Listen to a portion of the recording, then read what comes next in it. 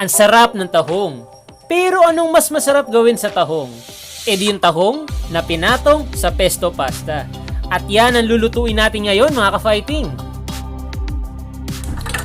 Una ay magpainit muna tayo ng olive oil sa pan. Medium heat lang. Then igigisa natin ang sibuyas at bawang. Sunod ay ilalagay naman natin ang mushrooms at lulutuin maigi. After ng mushrooms, ilagay na ang tahong pesto at yung pesto dip natin from the last recipe.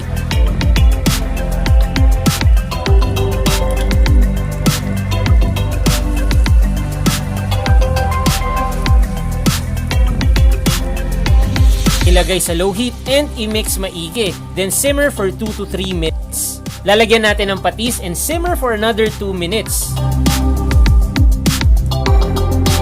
Then itos na ang shirataki noodles sa pan. I-mix maigi hanggang well-coated na ito.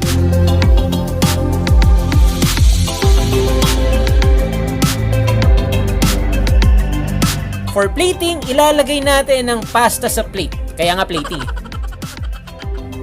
Then yung mushrooms, budburan natin ng parmesan cheese. Depende sa'yo kung gaano kadami. Then ipwesto ng maayos ang tahong. Ayan, sa taas.